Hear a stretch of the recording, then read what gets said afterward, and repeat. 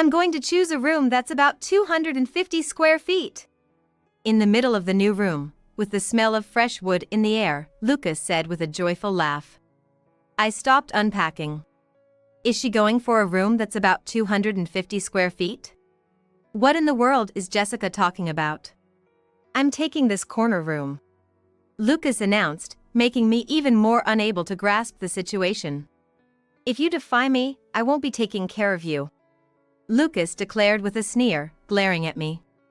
But inside, my mind was still in chaos. Huh? Whose house are we talking about? Feeling that something wasn't adding up with my eldest son and his wife, I questioned them. Huh? What? They both gave me a vacant look, and finally, I began to understand the situation. Ah, I see. That's what this is about. This could be a good opportunity to set things straight with my eldest son, Lucas, and his wife, Jessica, who have been running me ragged for years. I must not let this chance pass by. Alone, I felt a fiery determination inside me. My name is Catherine Thompson. I'm turning 65 this year. My husband passed away from pancreatic cancer 5 years ago. By the time the cancer was found, it was too late, and he passed away a few months later. The abruptness of it all left me unable to catch up emotionally, and for a while, I lived like a shell of a person, just eating, going to the bathroom, and bathing, simply passing the days. Lately, my legs have been getting worse, making it hard to live on my own. It was my eldest son, Lucas, who brought a ray of hope into my wilted life. That year, Lucas was getting married and he and his fiancée, Jessica, expressed a desire to live with me. I was taken aback when Lucas suddenly brought up cohabitation. Up to that point, he had been living in the company housing provided by the regional bank he worked for. I had simply assumed that they would naturally set up their own place once married. But contrary to my expectations, my son and his wife-to-be wanted to live with me. I hadn't even met Jessica yet, and I didn't know anything about her. But for me, having lost the love of my life and feeling a gaping hole in my heart, Lucas's offer to live together felt like a consolation sent from God. Of course, I'll contribute to the household expenses. Oh, I'm fine with it. I found myself quickly agreeing before I knew it, and Lucas smiled with satisfaction. Got it. Then I'll bring Jessica over next week. Take care, he said, and with those words, Lucas left. Despite his somewhat rough personality, I always thought that was just because he was in front of his parents, maybe showing some rebellion. To me, he was still my dear child. I felt as if my once lonely life had suddenly been illuminated. A week later, as promised, eldest son couple came to our house. Here we are. Despite it being our first meeting, I was surprised by how Jessica confidently strode in, her footsteps echoing loudly. Despite being the same age as Lucas, 30 years old, she wore a skirt shorter than knee length, her hair was dyed pink. And her nails were glittery and flamboyant. Nice to meet you. You're Jessica, right? Yeah, that's me. But, what's with this house? It's kinda run down and small, isn't it? I was taken aback as Jessica entered the house and immediately started criticizing it without even a proper greeting. That's true. But it's better than nothing, so bear with it. Sure. Lucas retorted with a dismissive tone, which confused me even more since just a week ago he had been so keen on moving in. Despite the sudden rudeness, I reminded myself that we were going to be living together from now on, and I didn't want to start off on the wrong foot. So, I sat Lucas and Jessica down and served them some tea. Do you work, Jessica? There's no way I'm working, it's just too much hassle. Oh, I see. And what about you, do you work? No, I've been a homemaker. Wow, so you're living off your husband's pension? Must be nice. You can just live it up without working a day. Despite both of us being homemakers, I looked at Jessica in disbelief as she sarcastically laughed and called my situation quite the nice position. I do receive a survivor's pension, but that's my only income. It's nowhere near enough for a luxurious life, I'm just getting by day to day. Living leisurely is nothing but a pipe dream. More importantly, Jessica, how should we divide the household chores? Since we're both homemakers, maybe we can split them equally? Wanting to change the subject, I proposed this to Jessica. Living together means the three of us supporting and helping each other out in our daily lives. I assumed that since Lucas would be working during the day and contributing financially, Jessica would be willing to help with the chores. However, she frowned visibly at my suggestion. Divide the chores? No way, you should handle all that. I don't know anything about this house. Plus, I'm busy hanging out with friends. With that sharp retort, Jessica looked at me with a piercing gaze as if dumping all the responsibilities on me. Well, then, just help out whenever you can, please. I couldn't ask too much of Jessica since we had just met today, so I ended up conceding on the issue of chores. Jessica wore a smirk as if she had one. I felt overwhelmed and dismayed thinking about our future life together. Living with 3 other people was a far cry from the married life I had initially imagined. First off, Lucas would say he's too busy with work and wouldn't come home until late at night. True to her initial declaration, Jessica didn't do any household chores. I thought she might at least be able to take out the trash, but she seemed to have trouble getting up in the morning and couldn't manage to do it on time. Reluctantly, I found myself doing all the housework for 3. Before moving in together, I thought this would fill the void of missing my husband, but now I regretted it, thinking maybe I was better off alone. Jessica wasn't just neglecting the household chores, she was out and about every day. Given her flashy appearance, I had suspected she might be a bit wild, but to be out playing every day really was quite the nice position indeed. Every time Jessica came home, she was always carrying shopping bags from well-known international brands. These were brands that sold luxury items I could never afford on my pension. When I asked, "How did you afford these?" she laughed through her nose and said, "Obviously, I bought them with my allowance." However, I knew Lucas's salary wasn't high enough to afford multiple high-end brand items. If Jessica had been saving up her allowance bit by bit to buy these things, I could understand, but buying brand-name items nearly every day doesn't leave room to save. I wondered where she could possibly be getting so much money. And there was another unexpected issue for me. Lucas wasn't contributing financially to the household. About a month after we started living together, I thought Lucas would have transferred some of his salary into our household account by now, so I checked at the bank. But there was no money from Lucas. Before we started living together, I remembered Lucas saying, "I'll contribute financially to the household." Well, it's only been a month, maybe he's just late or forgot, I thought, and went home without much suspicion that day. However, as 2 months, then 3 months passed, there was still no financial contribution from Lucas. I finally decided to tell him that it was impossible to cover the living expenses for 3 people with just my pension. Could you contribute a little to the household? The budget for groceries is really tight. Ah, sorry, I forgot. I'll make sure to put in some next time. Hearing the words "I forgot," I felt relieved and believed that Lucas would start contributing financially from next month. However, his promise seemed to be just an excuse to placate a child, and he never actually made the transfer. I pleaded with Lucas several times, but he was usually drunk by the time he got home and quickly forgot what I had said. Or perhaps he was pretending to forget.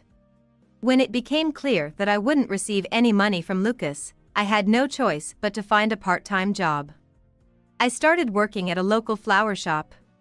Returning to work after so long was exciting, but the long hours were tough on my body, which was already past retirement age. Still, the pressure of earning enough to support 3 people weighed heavily on me. I worked 6 to 8 hours during the day, similar to a full-time job, then came home to prepare dinner for 3. Jessica, as usual, did not start helping with the chores even though I had begun working. On the contrary, she would throw tantrums over the meals I cooked, like a small child. One evening, she flipped her plate over and exclaimed, "What is this? It tastes awful. I wanted curry. Make it again." It wasn't just one day that such incidents occurred. Again and again, Jessica would find fault with the meals I prepared based on her mood for the day. I felt a surge of anger and sadness, but realized that arguing with the unreasonable Jessica was futile, so I silently remade the meal. I wanted to break free from this life that felt like slavery. I can't go on like this. Instinctively, I knew I couldn't go on like this. So, I decided to find a hobby to distract myself and asked the manager of the flower shop, "Can you think of any hobbies I could do at home?" The manager, Mrs. Smith, was a young woman in her 40s who you could tell must have been very beautiful in her 20s, fitting the image of a florist perfectly. "How about something handmade? You're welcome to use the flowers that we're going to discard." Following the manager's advice, I decided to make jewelry using flowers. Making jewelry was a lot of fun. I was naturally skilled with my hands and quickly got the hang of making jewelry that looked just as good as what you'd find in a store. The manager, who was knowledgeable, even showed me a site where I could sell my handmade creations. Just out of curiosity, I put the jewelry I made up for sale on a website. Just out of curiosity, I posted some of my jewelry on the selling site, and within a week, orders started coming in, and I began to earn an income from it. The joy of earning money from a hobby was exhilarating, and I made jewelry in every spare moment I had. Jessica scoffed at my efforts, saying, "What's this? People actually buy these?" But I ignored her. When she realized I wasn't paying attention to her, she tried to annoy me by saying, "You're just like a burden to society, an old person who's useless." But I didn't react to that either. No matter what Jessica said, I wasn't afraid anymore. 5 years had passed since I started making jewelry, and I turned 65. Recently, I bought a house nearby. I loved the house I was living in because of the memories with my husband, but it was getting old, and everything was starting to fall apart. So I was satisfied to be able to buy a new house. And as I was thinking about living there without my eldest son couple, Jessica peeked over my shoulder at the floor plan of my new home. "Wow, is this a new house? What's this, are you moving?" Jessica exclaimed with a cheerfulness I had never heard from her before.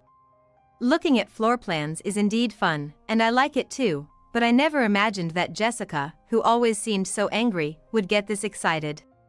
"Yes, that's right. Wow, it's really big." Jessica was absorbed in the floor plan, forgetting herself. For the first time in 5 years of living together, I saw a childlike side to Jessica. After that, I was busy buying furniture for the new house and packing up for the move. Lucas and Jessica, as usual, did whatever they pleased, paying no mind to my busyness. On the day of the move, I had asked some acquaintances to help with the big items, so I left the house with just one suitcase. "The new house is big, isn't it?" "It's spacious, I've seen the layout." The eldest son couple seemed eager to see the new house, and they were more excited than usual. I took Lucas and Jessica to the new home. Upon seeing the stylish black exterior, wooden door, and the large garden, both of them exclaimed, "Wow!" The garden was my own personal touch, something I insisted on for my hobby of growing flowers. When we entered, the expansive room spread out before us, and I felt very satisfied. Having bad knees, I made sure the house was single-story and had handrails installed, which turned out to be the right decision. "Whoa! It's super spacious and super clean." "It's more than I expected." The two of them, eyes sparkling as if they owned the place, walked around the house while I was unpacking, cheering every now and then. That's when I began to feel a sense of unease, thinking, After they had looked through all the rooms, they came back to where I was. "I'm going to choose a room that's about 250 square feet. In the middle of the new room, with the smell of fresh wood in the air, Jessica said with a joyful laugh. I stopped unpacking. Is she going for a room that's about 250 square feet? What in the world is Jessica talking about? "I'm taking this corner room," Lucas announced, making me even more unable to grasp the situation. "If you defy me, I won't be taking care of you," Lucas declared with a sneer, glaring at me. But inside, my mind was still in chaos. "Whose house are we talking about?" Feeling that something wasn't adding up with my eldest son and his wife, I questioned them. Huh? What? They both gave me a vacant look, and finally, I began to understand the situation. Ah, I see. That's what this is about. This could be a good opportunity to set things straight with my eldest son, Lucas, and his wife, Jessica, who have been running me ragged for years. I must not let this chance pass by. Alone, I felt a fiery determination inside me. I bought this house for myself. I explained the reasons for buying the house to my eldest son and his wife, who were standing there in front of me. I told them about the original house deteriorating with age, my thoughts on wanting to end our cohabitation, and how I considered that it might be more comfortable for Lucas and Jessica to live on their own without me. Ending the cohabitation? What are you talking about? Yes. I haven't heard anything about this. I thought we were going to live in this house. The two were bewildered by my confession.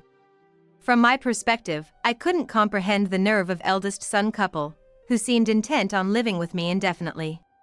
Moreover, I never said a single word about us living together in this new house. If we were going to live together, I surely would have consulted them about the floor plan to some extent. I hadn't discussed anything about the house with my eldest son couple, so the fact that they assumed they would be living here too was a real surprise. I'm sorry if it wasn't clear, but I thought if I explained it in detail, you might insist on coming along. And since I was only packing my things, I thought you would have realized. Even today, I assumed you were just coming to see my new place. After all, Jessica, you dislike everything about my cooking and cleaning, don't you? I never thought that you would actually want to continue living with me. When I said that, heavy with irony, Jessica was at a loss for words, uttering only a stifled But that's weird. How come you have the money to buy such a house? I've looked through the household account as much as I could and never saw that kind of money. Never mind. Lucas's face turned pale as if he had let something slip by accident. I was aware that Lucas had been taking money from the household funds. I had stayed silent because I was waiting to see when Lucas would reflect on his actions. If he had shown even the slightest hint of remorse, I might have consulted him about the new house. But Lucas hadn't just failed to contribute financially to the house, he had been using the household money for himself, so I had resolved not to hold back anymore. I earned the money myself. It was about 5 years ago, I think. I started making jewelry as a hobby, remember? The florist manager suggested it to me. Initially, I was just selling a little bit on a sales website, but then a famous influencer featured my jewelry on their social media. After that, my creations started selling like crazy, and my income increased significantly. Yes.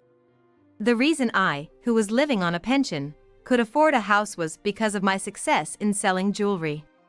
Of course, even with the buzz, jewelry sales alone wouldn't have made enough money to buy a house. I received invitations from various apparel and jewelry companies, participated in tie-up projects, and got advertisements. I wanted to use the substantial amount of money I earned, which I couldn't have achieved with just my part-time job, to buy a new house because of the strained living situation with my eldest son couple. It's a lie! There's no way you can earn money like that! Jessica screamed in denial of the reality. Up to this year, when she turned 35, Jessica had hardly ever worked. Yet she was always splurging on luxury brands, indulging in extravagance. It was no surprise that someone like her couldn't understand how to earn money. I know about you, Jessica. I heard you dropped out of high school, had a fight with your parents, and ran away from home. You were homeless, lied about your age to work nights, right? I can sympathize with that, even if it wasn't the right thing to do. But after quitting that job, just wandering around aimlessly, hanging out with bad influences, splurging on luxury items, and then it even led to shoplifting, didn't it? No! Jessica's face showed shock, clearly not expecting me to confront her about shoplifting. I had suspected Jessica of shoplifting about a year after we started living together. I always thought it was strange that she was wearing only luxury items right from the start. There's no way Lucas's salary could cover the cost of such high-end brands. I immediately suspected shoplifting. One afternoon, when Jessica went out, I discreetly followed her and, sure enough, she was guilty. I could have confronted her right there and then, but knowing Jessica, she would have likely talked her way out of it. So, I decided to record evidence of her shoplifting on my phone, thinking that if she didn't change her ways, I would turn it over to the police someday. I have proof. Look, I said, showing her the video. Jessica's face tensed even more upon seeing it. With the evidence before her, she couldn't say anything in return and just hung her head low. And Lucas, stealing money from the bank where you work, that's just the lowest of the low. You must have been in debt, right? How did you know that, Mom? Now it was Lucas who started to tremble. To them, I must have seemed like a police officer about to question them about the crimes they had committed. You see, the daughter of my florist's manager just started working as a new graduate at the same company as you this year, in the same department, no less.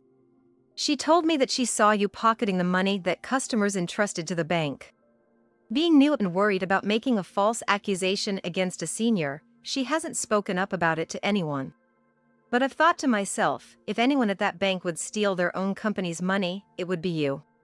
This is what I heard, so there's no evidence, but given that Lucas was giving Jessica a substantial allowance every month, never contributing any money to the house, and actually stealing from the household funds, it seemed likely to be true. That's Smith. I educated her thoroughly, yet she's so ungrateful. Lucas fumed, shaking with anger at the manager's daughter's betrayal. Hearing Lucas's words, I took it as an admission of his theft and seized the moment to lash out. You educated her? You probably thought you were the most important person in this house, didn't you? Acting all high and mighty at work too, looking down on everyone else. But too bad. That won't work with me. This house is a prime example. I earned the money and bought this house with my own effort. You're not the great one here.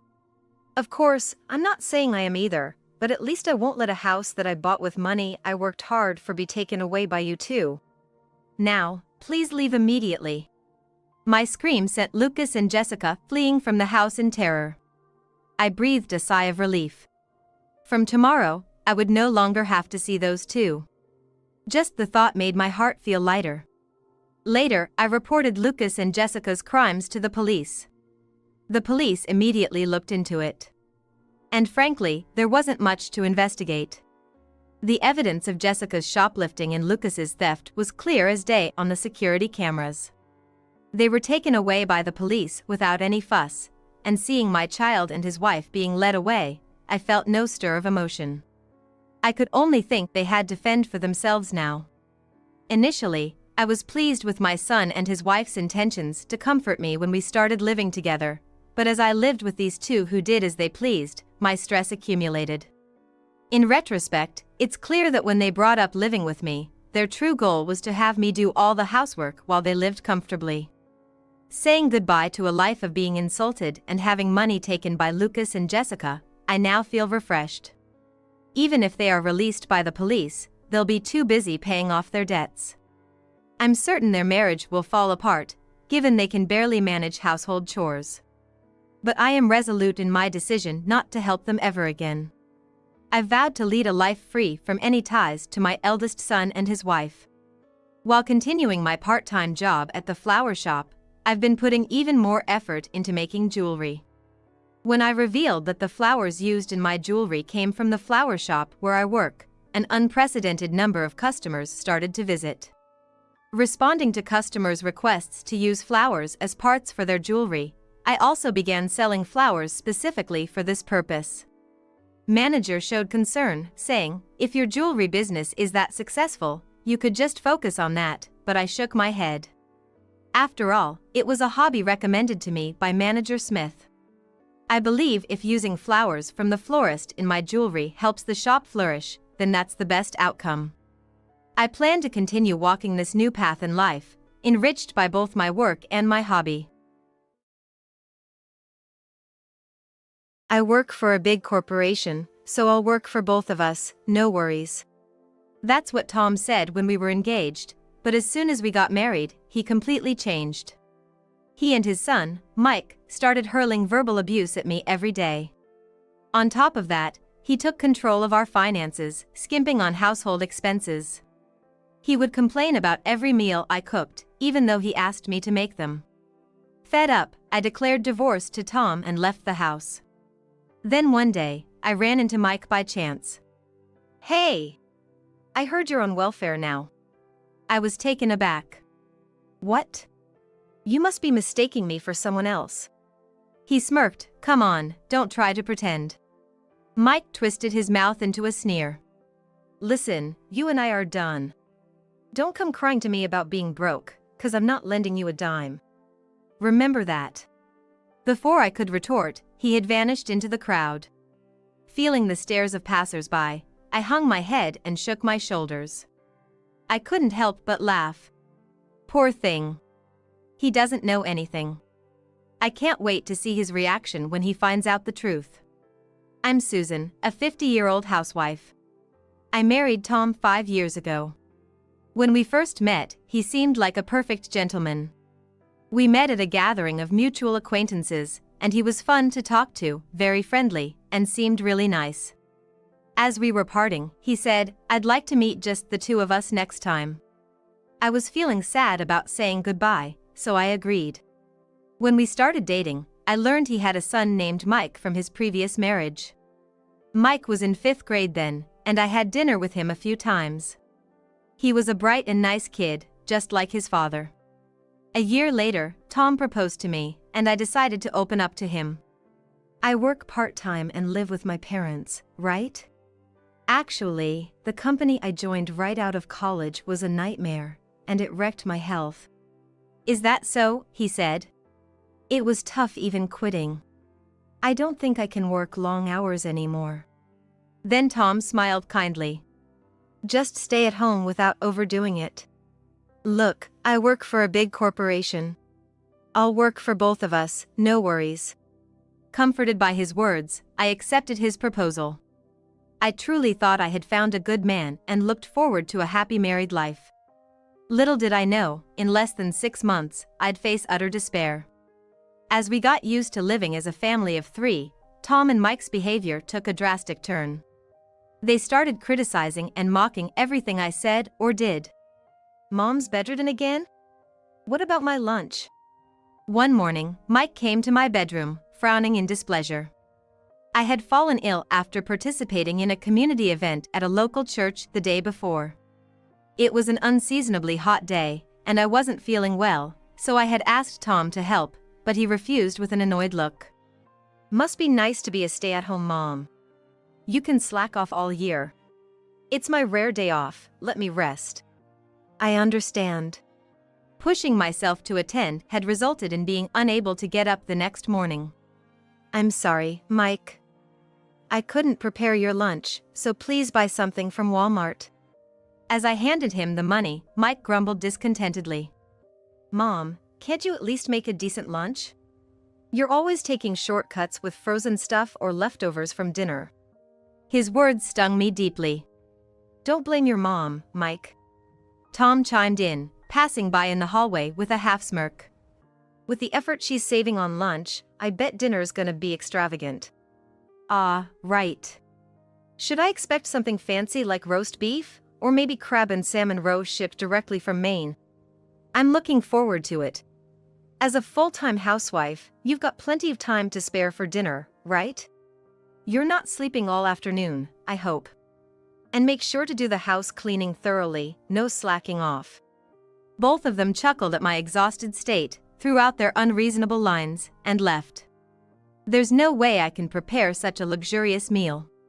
Lying in bed, I stared at the ceiling and let out a heavy sigh. The reason is simple: Tom is incredibly stingy.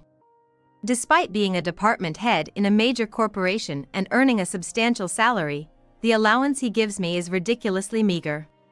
It's my salary, so why should I let my wife manage it? He argued after we got married. I didn't oppose him, quietly complying. I believed that as long as the household finances were managed properly, it didn't matter who was in charge. Then, Tom started spending money recklessly. It's necessary for work. Social drinking is a business expense. It's essential. While he splurges on expensive clothes and watches for himself, he makes a fuss even if I spend $1 on a snack. Insisting that a housewife doesn't need pocket money, I have to report to Tom and get permission for every expense, whether it's a trip to the salon or buying clothes. One pair of jeans should be enough, right? You're buying another one?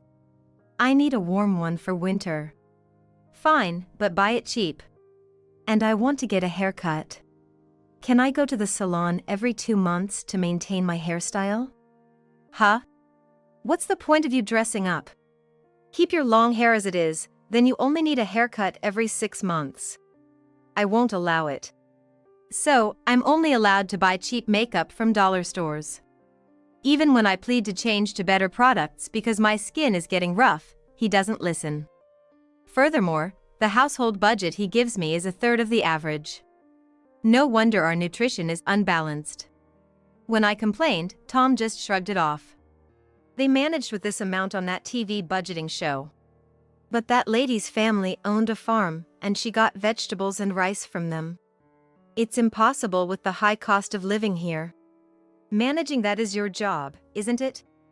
I was frustrated not just by his stinginess with the household budget, but also by his attitude towards my father's funeral contribution. When my father, who had been ill, passed away, Tom blatantly showed his reluctance. We don't need to give a funeral contribution, right? Anyone attending the funeral, other than the immediate family, gives a contribution. Then use your savings. I'm not involved. He said this to me, tear-streaked and preparing for the funeral in my mourning clothes. His complete lack of consideration for me infuriated me. I don't intend to ask for your contribution, so don't worry. Good. But wait, do Mike and I really have to go? It's going to ruin our long weekend. Such a drag. Really, Dad? I was planning to play a new video game. Though they complained, I never doubted they would attend. However, when Tom and Mike finally showed up late, they didn't greet my mother or relatives. My exhausted mother didn't have the energy to criticize them, but my relatives were furious. What's Tom thinking? It's too cold-hearted for his father-in-law's funeral. And Mike, after receiving so many gifts and money from your father.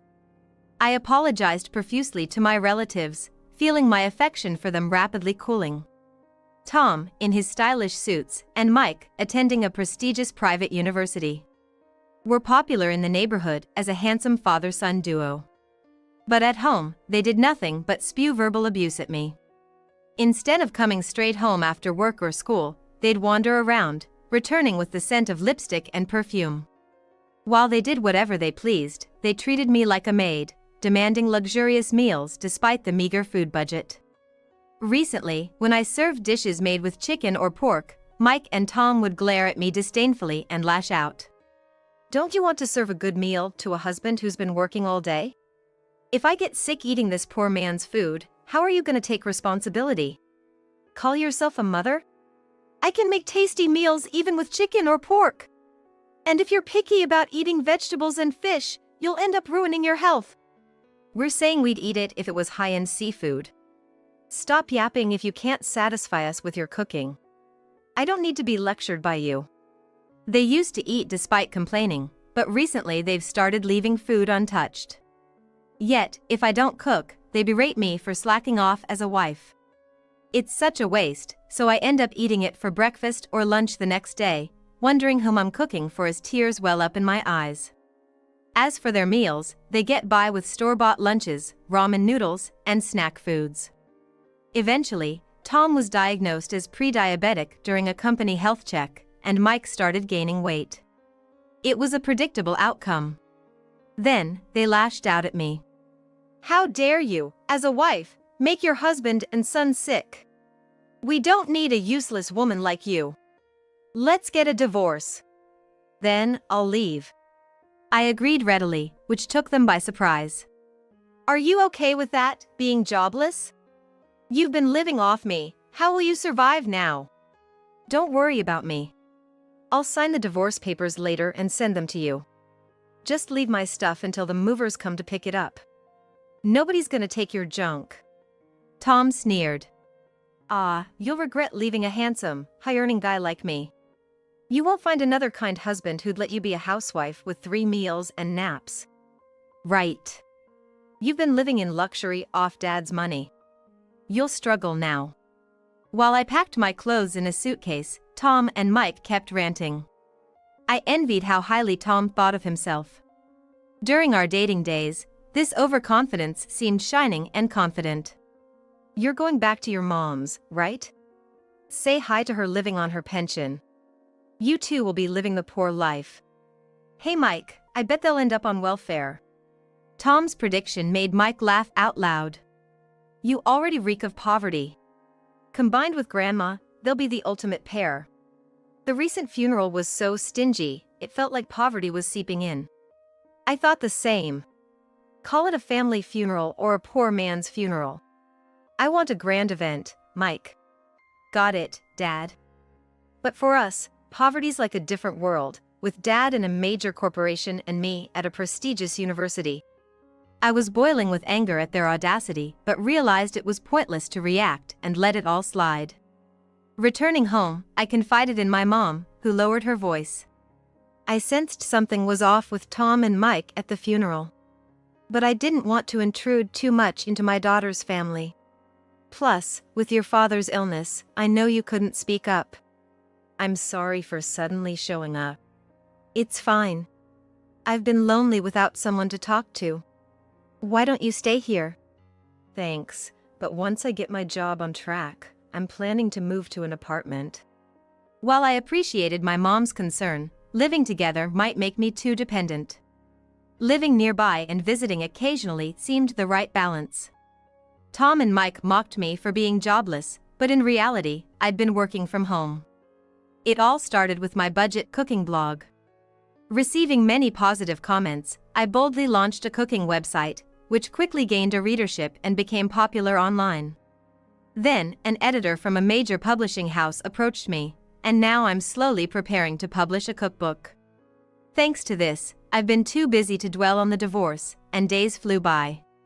One day, my phone rang incessantly. Pausing from stir-frying ingredients, I answered. Hello? Hey! What's this about alimony? I sighed, expecting this topic. You and Mike hurled enough abuse at me, didn't you? Oh, I thought, never mind. Relief in his voice, Tom abruptly continued. I haven't cheated on you or anything. Wait, did you record our verbal abuse? Your memory alone won't cut it. I've noted everything in a journal in detail. Try filing for alimony then. Poor people always talk about money. Let's see if you can actually get it. Tom snapped and hung up the phone. After finishing cooking, I went to a private investigator and requested an investigation into Tom's behavior.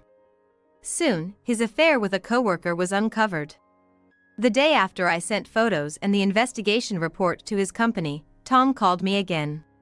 You're so low, exposing it to my company.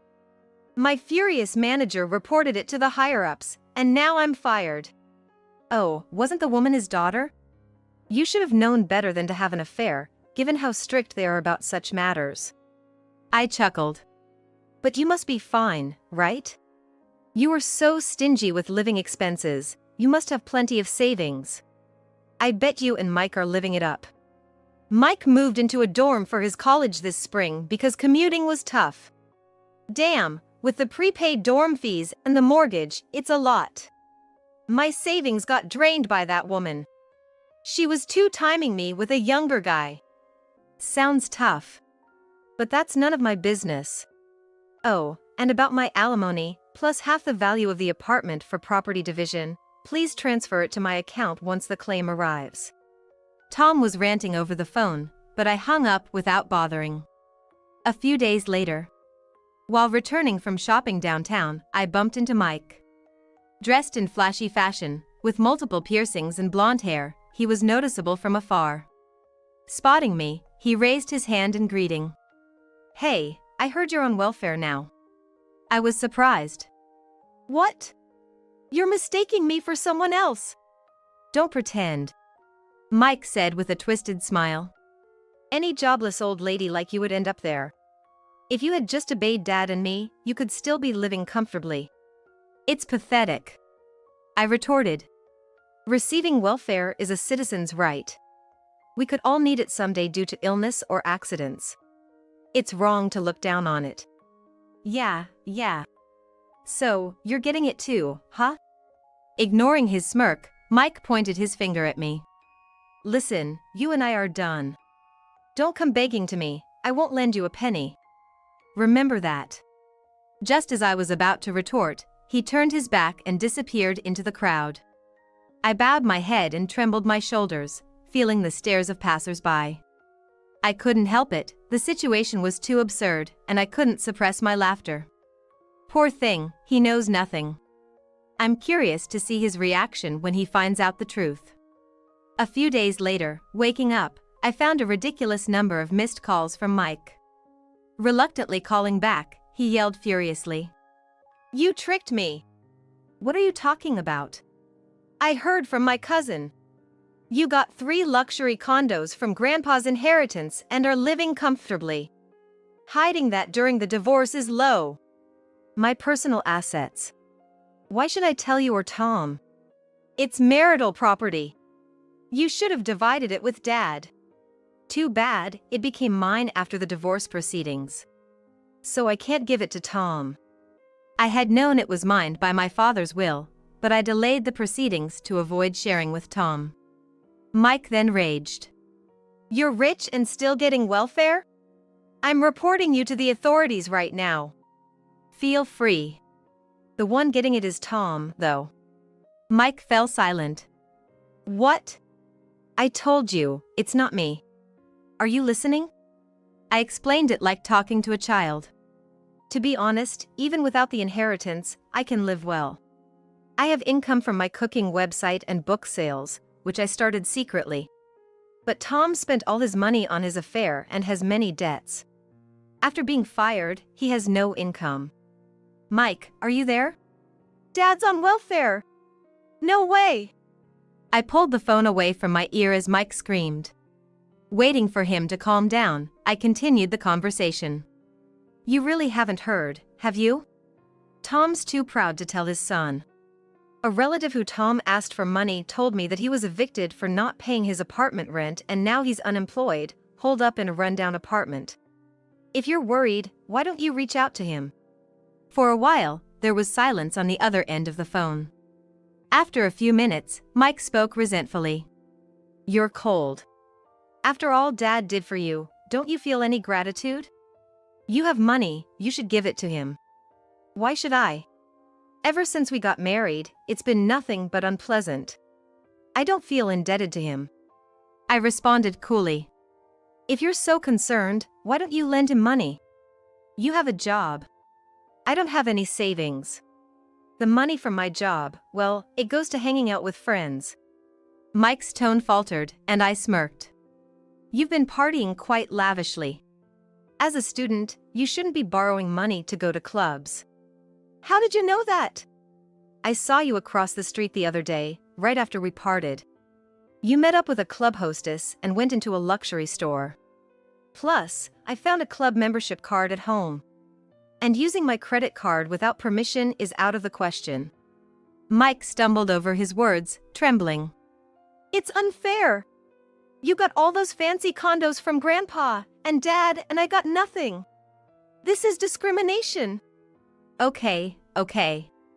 The bill for the credit card is coming soon, so make sure you pay it.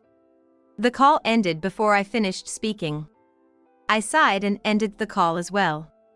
I thought it was over, but a few months later, Tom and Mike showed up unannounced at my parents' house. When the doorbell rang persistently, I answered the intercom to find them there. Expecting they had come to borrow money, I let them into the house to avoid causing a scene outside. Tom and Mike's appearance had drastically changed from their once stylish looks to worn shirts and dirty pants. Their eyes lacked vitality, and they looked haggard. Yet they still had the energy to be sarcastic. Upon entering the living room, Tom looked around and sneered. Same old shabby house. Why don't you sell those condos and rebuild this place? Do something nice for your mother living on a meager pension. This is the house of Dad's memories, so it's fine as is. More importantly, when are you two going to pay back the money? You're past the deadline. Tom lifted his chin and arrogantly proposed. Susan, I'll forgive you now. So let's remarry. What? You started a cooking site, right? If you can handle the housework perfectly, I'll even let you work.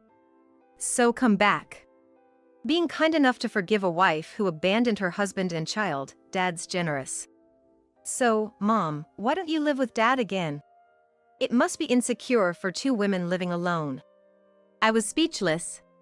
Then rage surged within me. Don't you dare mock me. How much more do you need to ridicule me before you're satisfied? I yelled, my anger erupting at Tom and Mike, who widened their eyes in shock. After treating me like a housemaid, hurling abuse at me, and not giving me enough for living expenses, you now want me back because I inherited the condos? That's absurd. What, you plan to abandon us? Rich people really are stingy. Knowing we're struggling for money, yet still demanding payment. You're heartless. You were poor just a while ago, don't get too full of yourself. As we were arguing, my mother returned from shopping. Immediately, Tom and Mike started fawning over her. Please lend us some money. We'll probably pay it back. And isn't it unfair that only Susan got her dad's inheritance? Give me one of those condos too. Grandma, long time no see, how have you been? Please persuade Mom to remarry Dad. He doesn't want a divorce, but Mom's being stubborn. Surprised by Tom and Mike's sudden flattery, my mother's expression changed after hearing their words. She put down her shopping bag on the refrigerator's floor and took a deep breath. So shameless, both of you. What? What do you mean? Learn some shame, she exclaimed loudly. Tom and Mike were taken aback, understandably confused. As my mother usually spoke softly. She glared sharply at them and sternly said, I've heard everything about the divorce from Susan. How dare you show up here like this? Oh, come on. Susan's exaggerating. You should hear our side. Yeah, Grandma. Mom tends to lie quite a bit. I remember very well how you both behaved at my husband's funeral. My mother interrupted, continuing in a stern tone. You arrived late, didn't greet me or the relatives, and just yawned throughout the service. You left before the coffin was sent off. After behaving like that, you have the nerve to ask for his inheritance? She drove Tom and Mike to the entrance, glaring fiercely at them. We're strangers now. Don't you ever come here again. If you do, I'll call the police. She pushed them out, still in their socks, threw their shoes at their feet, and locked the door immediately. Tom, who had been reluctant to pay me, eventually transferred the money to my account, advised by his lawyer that a lawsuit would cost even more. However, since he hadn't found a job since being fired, his parents had to cover for him after hearing about his situation from relatives. They visited my parents' home, apologizing for the trouble Tom caused. After giving up on finding a new job, Tom returned to his hometown under the pretext of helping out with his family's farm. However, the reason for his divorce became common knowledge throughout the village, and people from little kids to the elderly would point and laugh at him while he helped in his parents' fields. Ah, there's stingy Uncle Tom. Even with a degree from a prestigious university and a job at a big corporation, he's no good if his wife leaves him because he's so rotten. The reason for his previous divorce was also his reckless spending. He'll never change. Being ridiculed by the folks in town is infuriating. Remarry to show them up. I got so fed up with these persistent messages that I blocked Tom's contact. His affair partner had already dumped him, as it seems the end of money meant the end of their relationship. I tracked down this affair partner using a private investigator and made sure they paid alimony properly. As for Mike, I made him reimburse the money he had recklessly spent using my credit card. Although he was enrolled in a prestigious university and was on track to follow in his father's footsteps as an elite, his constant skipping of classes to hang out led to him dropping too many credits and being expelled. His friends and girlfriends were concerned, but Mike's arrogant comments out of sheer bravado led to everyone turning their backs on him. Then, there was a huge fight with Tom, who said, "You're my son and you won't even help pay off my debts." Now, they're apparently estranged. Mike lives alone in a small apartment, making ends meet with part-time jobs. Unable to freely buy things and having to cut down on living expenses despite having an income, he's subjected to daily sarcasm.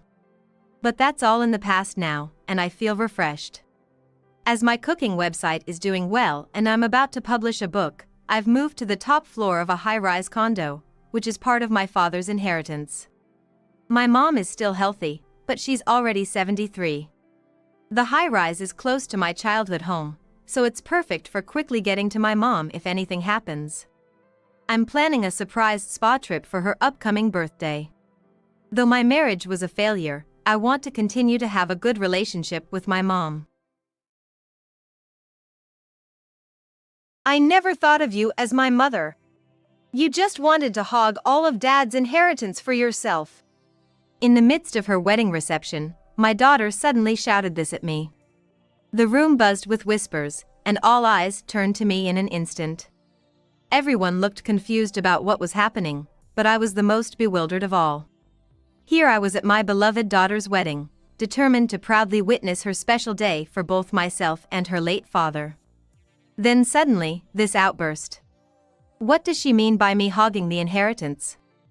And why bring this up now, on your once-in-a-lifetime big day?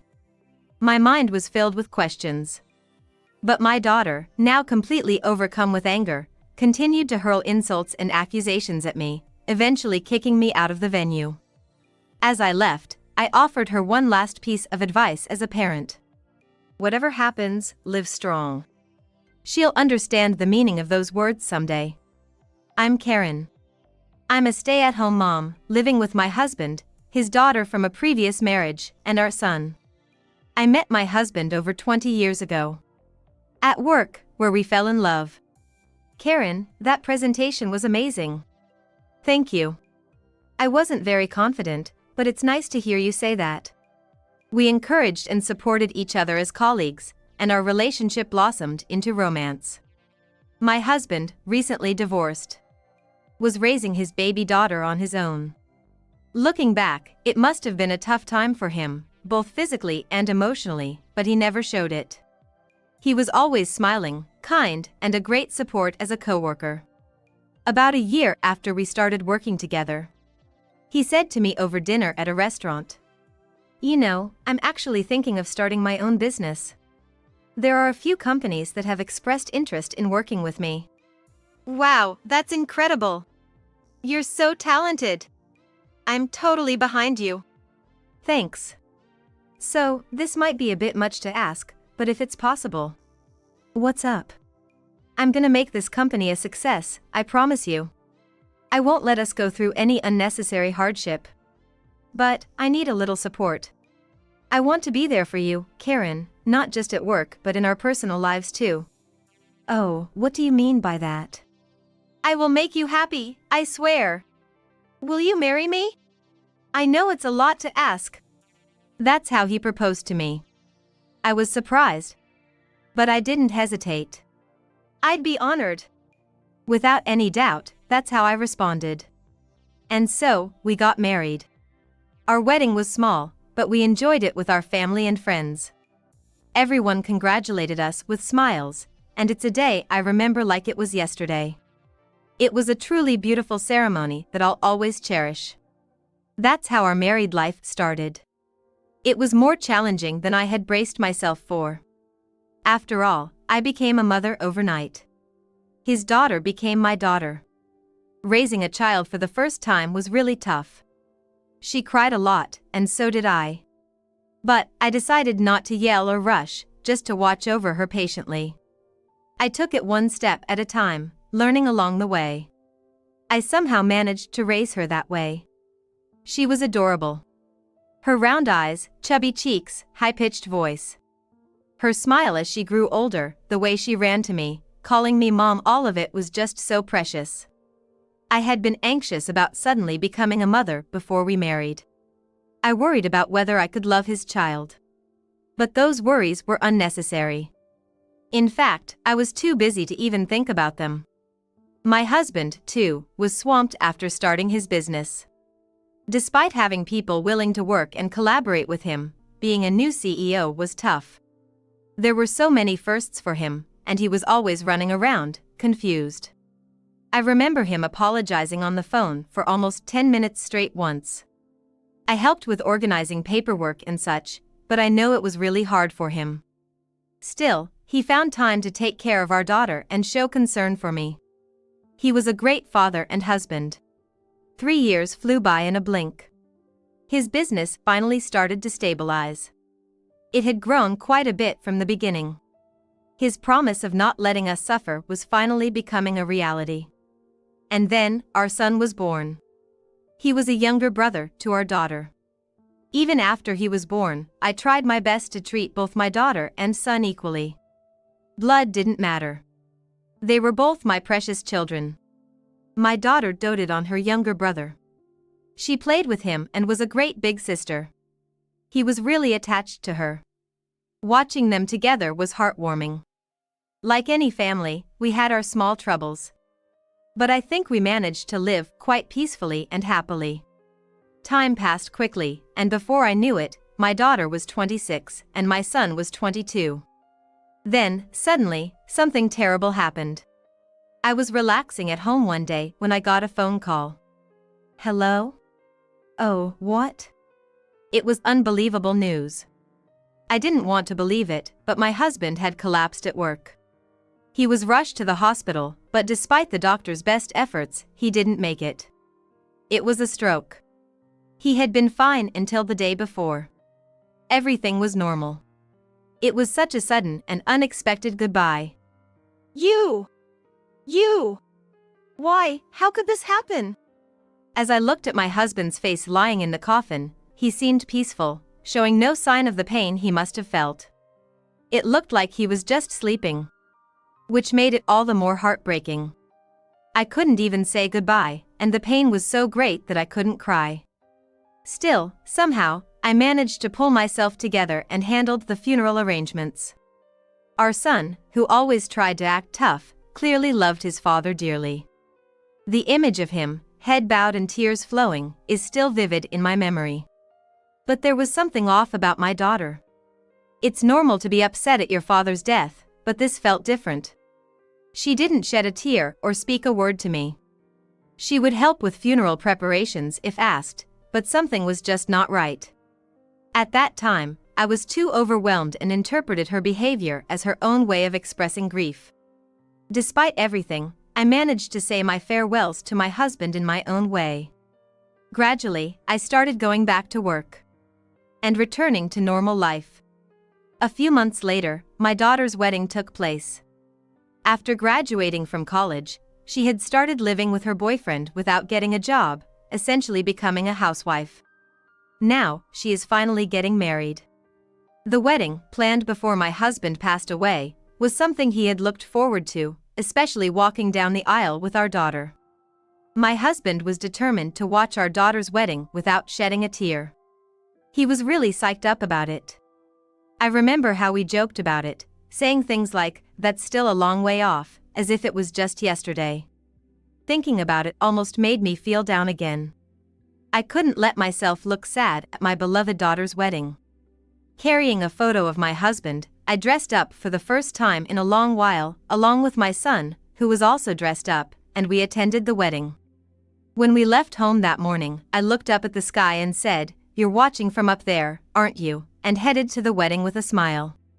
I intended to wholeheartedly celebrate my daughter and her husband at that moment. The wedding was held in a grand and lively venue.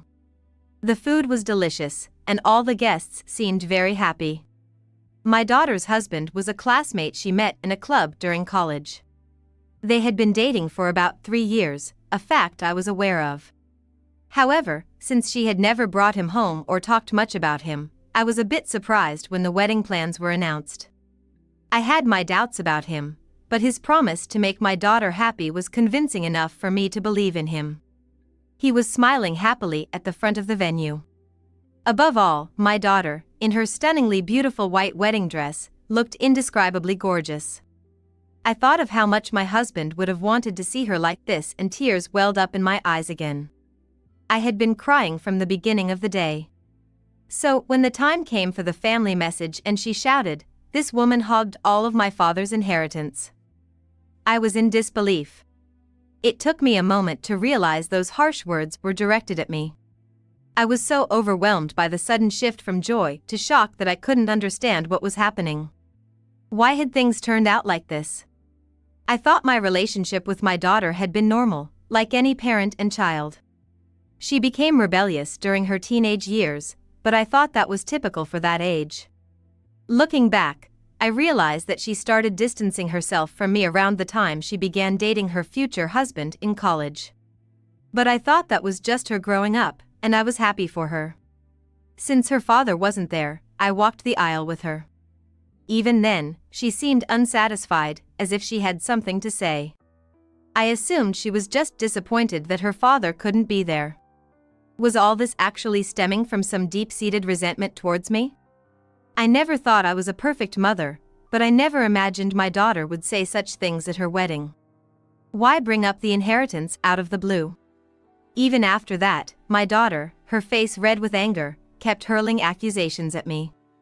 Dad loved me the most, more than you and my brother. He despised your greedy nature. He never said it out loud, but I knew it.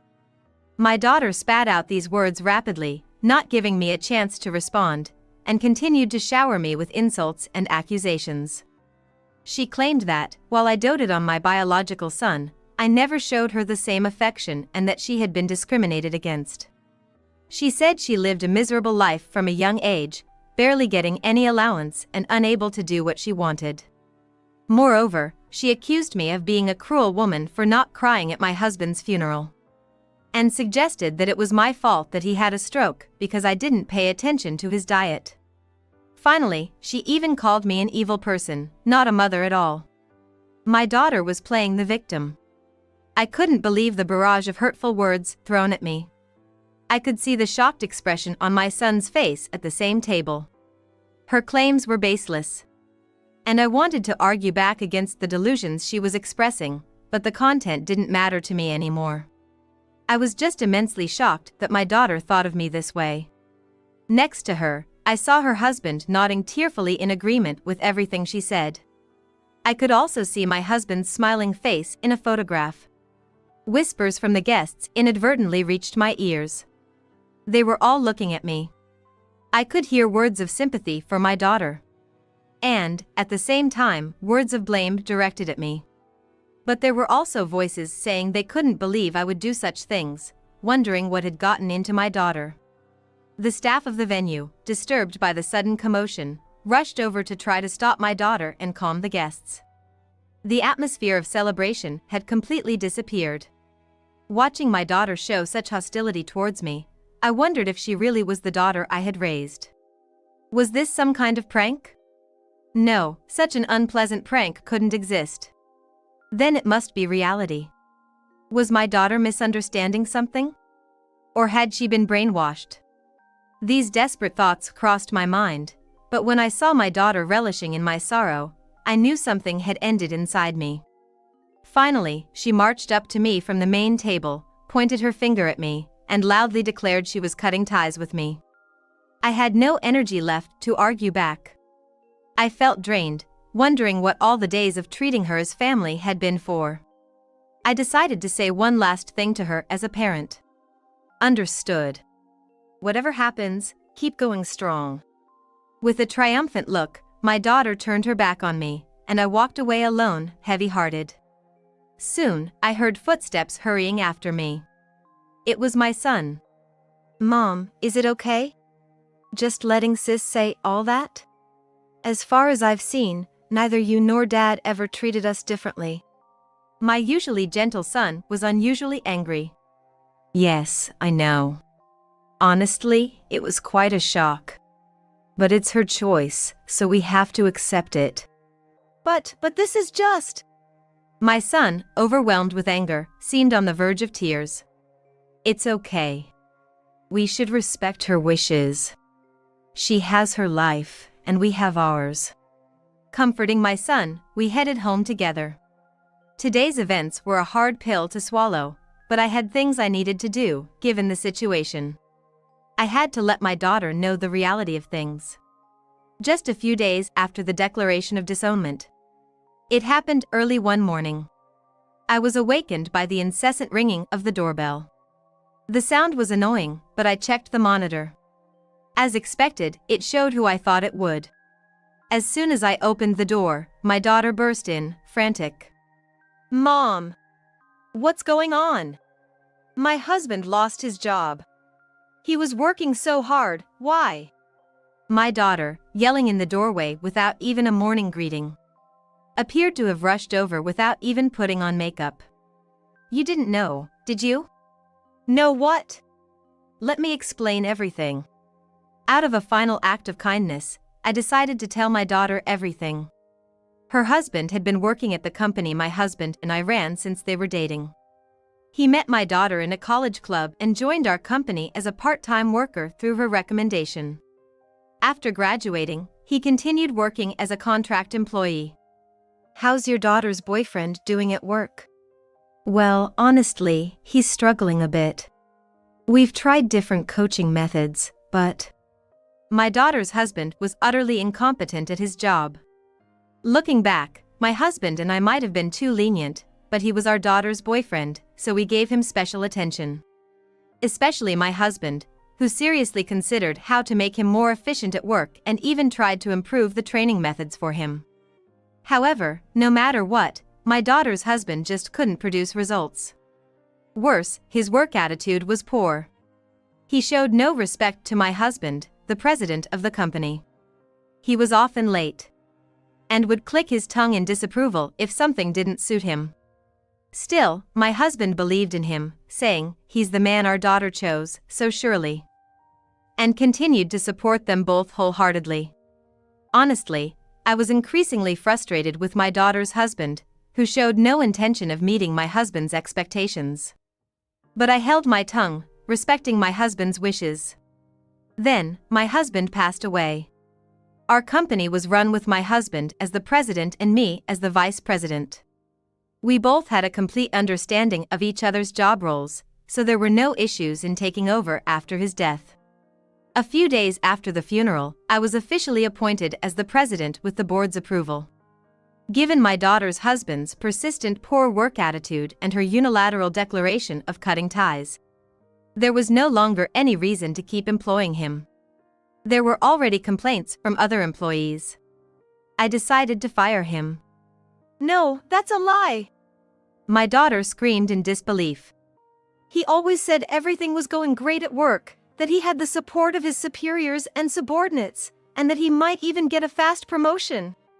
I was counting on him. Although I knew it, this confirmed that my daughter's husband was just that sort of man.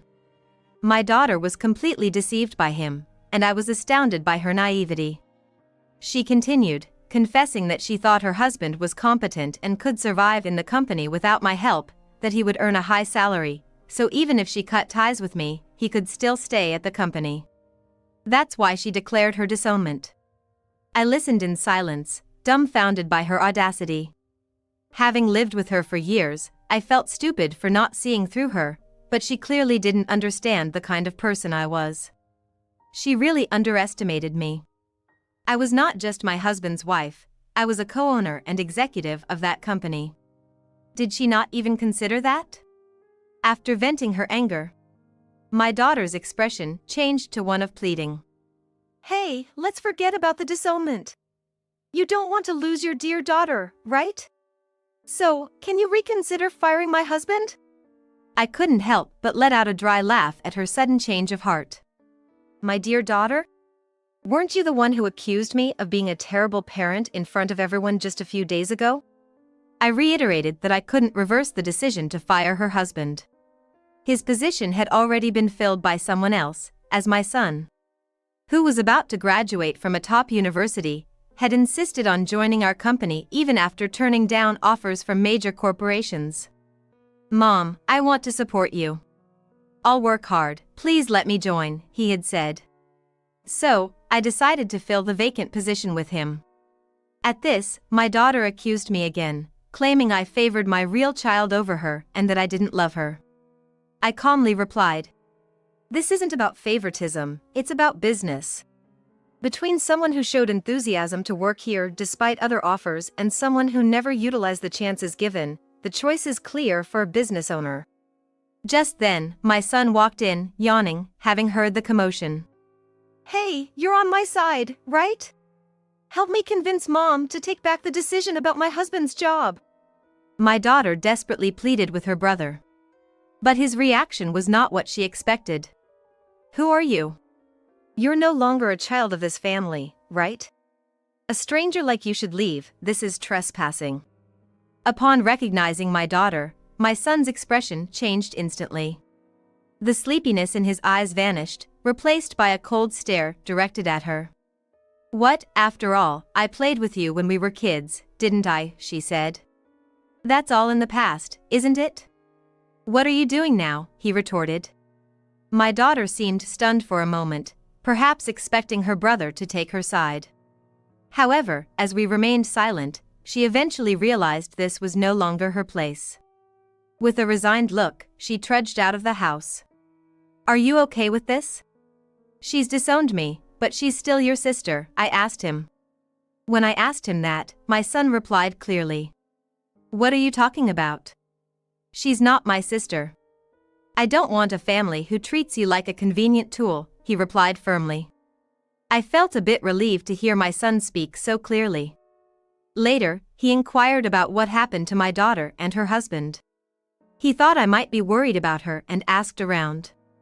According to what he heard, my daughter's husband initially approached her because her parents were company executives. Marrying her meant having a father-in-law as the company president. Even if he was incompetent or had a bad attitude, he believed a certain status and salary would be guaranteed, and he might even become the president himself someday. Such naivety. In a corporate structure, such nepotism doesn't work. But that's what he believed. When he suddenly got fired, it led to a huge fight with my daughter. "It's all your fault for disowning your mother that I got fired." "What? It's your fault for being brainless. You're just a leech living off your parents. What did you say?"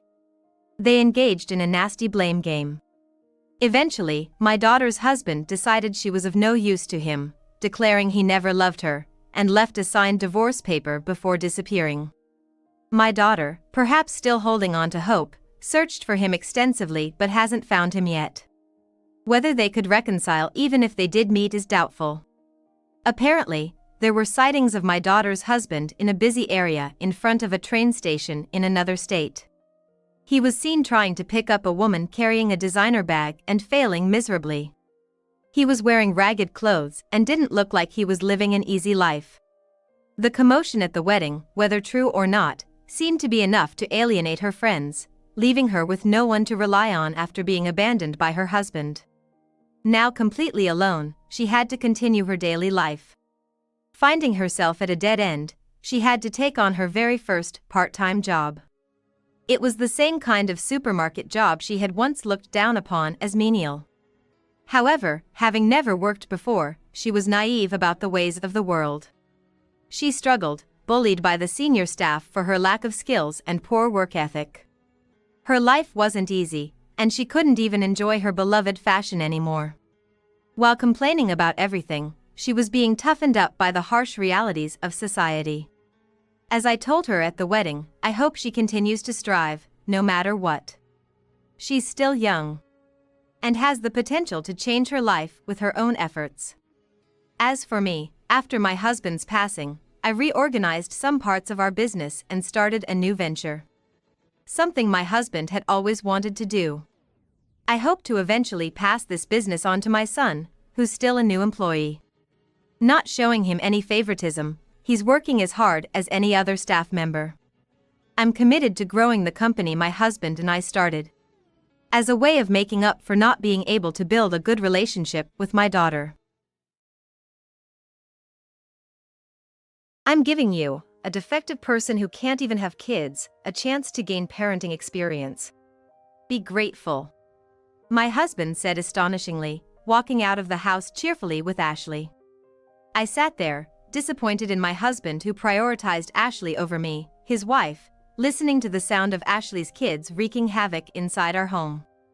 Despite my husband's persistent preference for his ex-girlfriend, I had hoped and endured, believing he would eventually understand.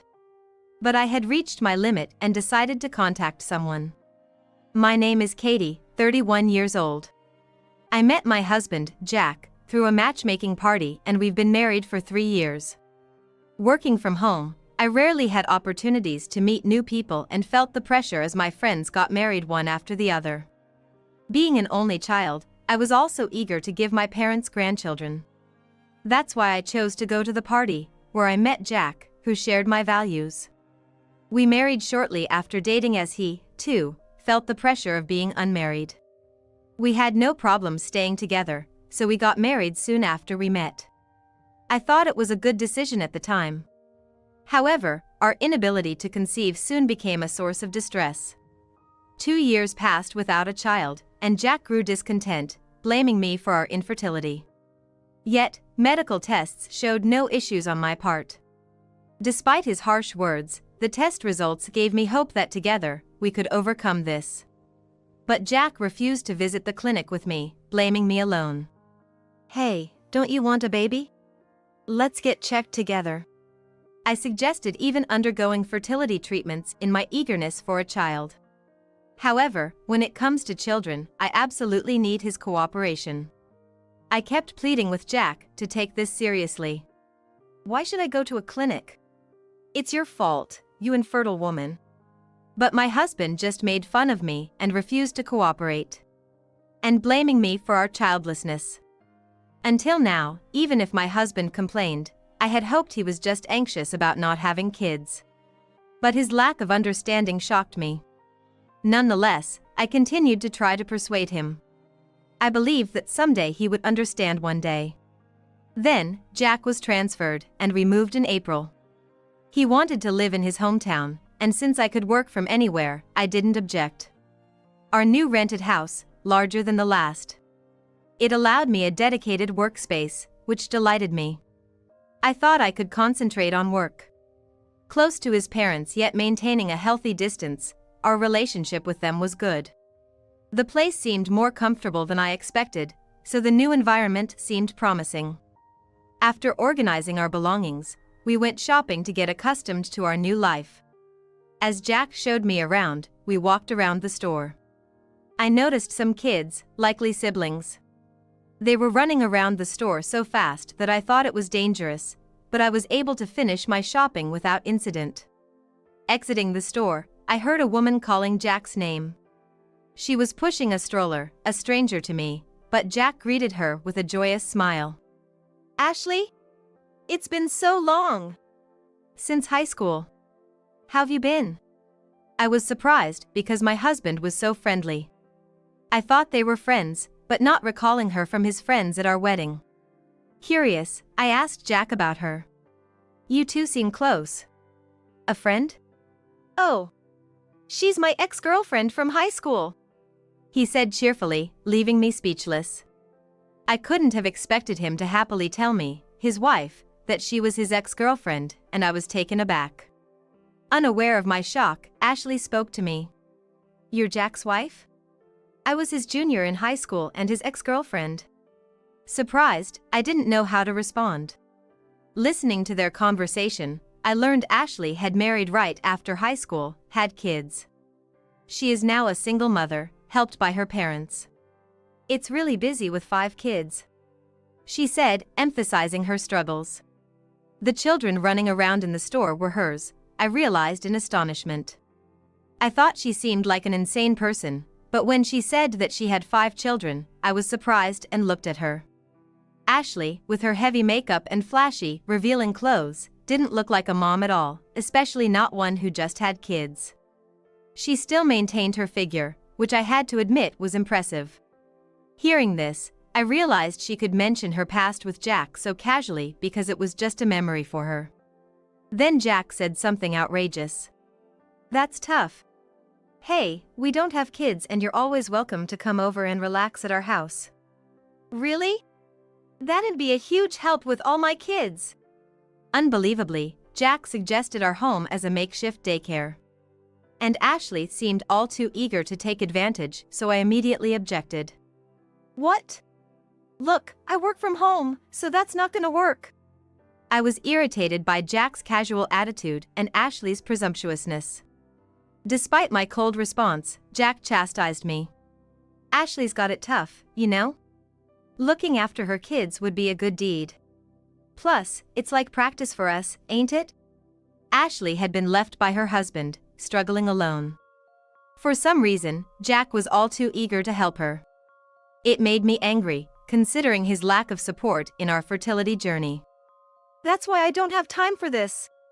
If you want to look after kids, do it yourself. Why should I, a complete stranger to her, sacrifice my time? Especially for someone as imposing as Ashley. You don't have to be so harsh. That's mean. Contrary to my natural objection, Ashley played the victim, tears in her eyes. What's with you, Katie? Ashley's doing her best alone, and you won't even help? Seeing Ashley like that, Jack scolded me, comforting her. Seeing this, I feared our new life, which I had been looking forward to, would become a nightmare. And true to form, Ashley started bringing her kids over without any hesitation. At first, I refused to let them in, turning them away at the doorstep. But the kids caused trouble outside, disturbing the neighbors. Apparently, Ashley hardly disciplined them, leaving them to run wild like animals. I managed to keep them out, knowing they'd wreak havoc inside. Yet, Jack, having heard from Ashley, blamed me for not letting them in, leading to a fight. I don't want strangers in the house. They'll just make a mess. Don't be so narrow-minded. That's just mean. Plus, wouldn't it be good for you to get some practice with kids? Ashley's kids ranged from a third grader to a newborn. Jack argued that taking care of them would be good practice for when we have our own, despite my protests. No matter how much I said I didn't like it, my husband didn't understand, no matter how much I explained to him, and in the end, he gave the duplicate key to her. When I discovered her entering our home uninvited, I trembled with fear. As he even gave Ashley the key, we had a huge fight. Despite my efforts, the kids turned the rest of the house upside down while I protected my workspace. They ignored my warnings, running around and knocking things over. Ashley, ever imposing, demanded soft drinks and snacks, and even dinner when Jack came home. It was impossible to prepare meals for so many on short notice. Of course, I refused, but Jack sided with her, forcing me to make arrangements. Ashley didn't contribute to the additional food costs. When I mentioned it to Jack, he just said to cover it ourselves. Ashley's struggling with 5 kids. Don't be stingy. We don't have kids, so it shouldn't be a problem for us. His lack of concern for our finances frustrated me. This is our money.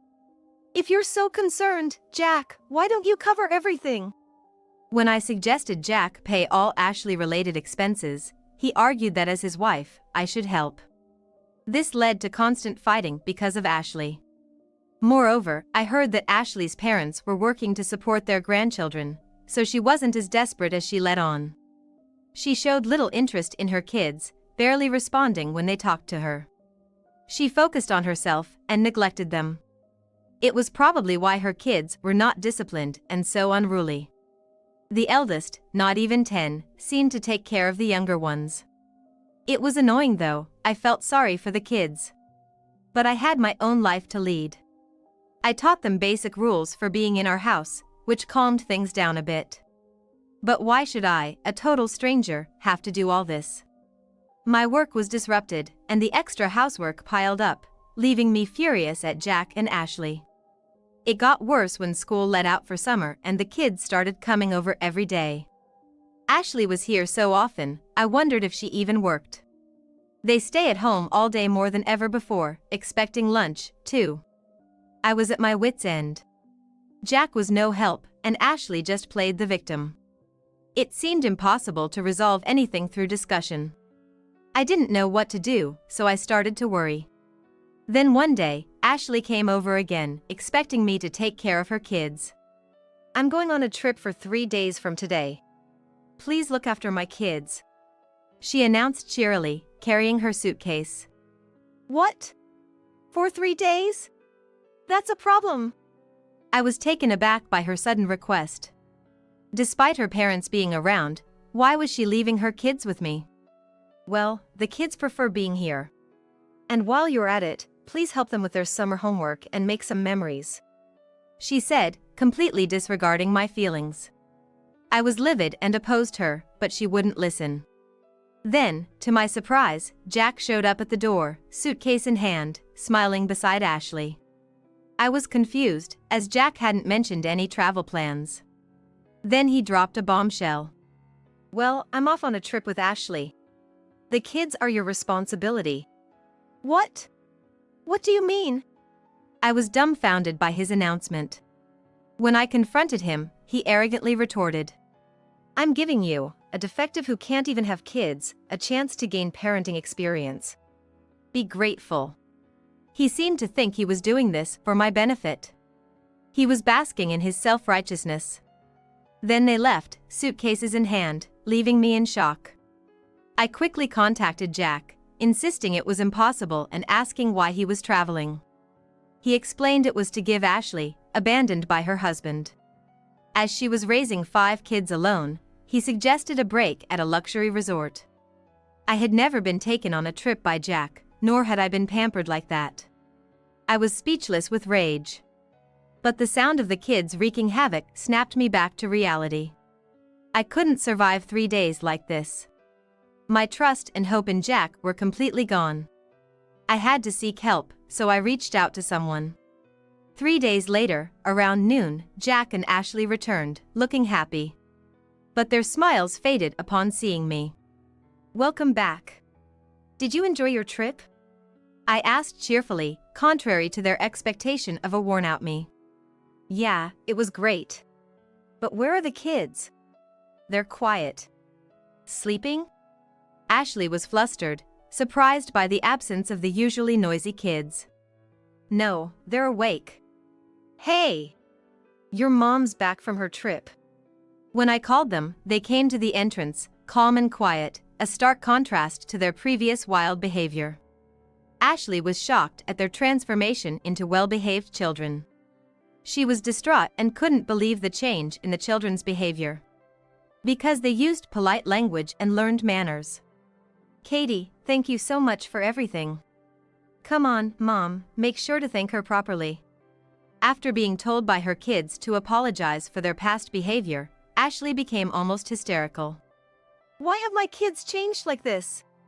What did you do? She was upset by the change in her children, who had always been obedient and never defied her before. As she ranted, Jack and Ashley noticed someone emerging from behind the kids and turned pale. Why are my brother and sister here? Jack, never expecting family involvement, asked tremblingly, like a child caught misbehaving. What are you doing not protecting your family? I heard about the situation from Katie and came to help. You're her husband and not helping your wife? My brother-in-law and sister-in-law looked at Jack with a mix of disdain and anger. When Jack and Ashley left for their trip, I realized I couldn't handle all 5 kids alone, so I asked my sister-in-law for help. Knowing she was a childcare worker, I explained the situation and begged for her assistance. She, angered by Jack's actions, immediately came over to support me. Moreover, she informed my brother-in-law, who also came to help as he was off work. He's a middle school teacher and former athlete, so he's physically strong. It made the kids ecstatic to play with him. Both being experienced with children due to their jobs, they redisciplined the kids in 3 days, turning them into polite and well-mannered children. After hearing my story, they assured me they were on my side and ready to help, comforting me with smiles. I wished I had asked them for help sooner. Why are you relying on my brother and sister? What are you doing? What have you done to my kids? Both Jack and Ashley tried to blame me, but they were silenced by disapproving stares from my brother-in-law, sister-in-law, and even the kids. Jack, having always felt inferior to his more accomplished elder siblings, was visibly uneasy. My sister-in-law scolded him. You're married and yet you're prioritizing an ex-girlfriend? And she cheated on you in high school, remember? She knew Ashley from high school and disliked her for being a gossip and flattering boys. I was shocked to learn that Ashley's infidelity was the reason for their breakup. I'd thought they parted amicably or just drifted apart. I never expected that my husband would be on the side of the person who cheated on him. As a man, I can't believe what you're doing. My brother-in-law added, further shrinking Jack. Frustrated, I handed Jack the contact number of a lawyer. I can't do this anymore. Let's get divorced right away. Divorce? Why? Jack was shocked, not expecting this, and his reaction only fueled my anger. Did you think I didn't know anything? I showed him the evidence of his affair with Ashley. While they were on the trip, I searched Jack's belongings and computer. I'd suspected infidelity due to his favoritism towards Ashley, but never had proof until now. Therefore, when I took this opportunity to thoroughly investigate my husband's luggage and computer, I was able to easily find evidence of his affair. I found clear evidence, including their trip reservation details left on his computer. I even went to the resort they were staying at and photographed them in the act. I wore a hat and mask, and Jack, oblivious to my presence, was enjoying himself with Ashley, mocking me. It was clear he saw me as nothing more than a convenient housekeeper and source of money.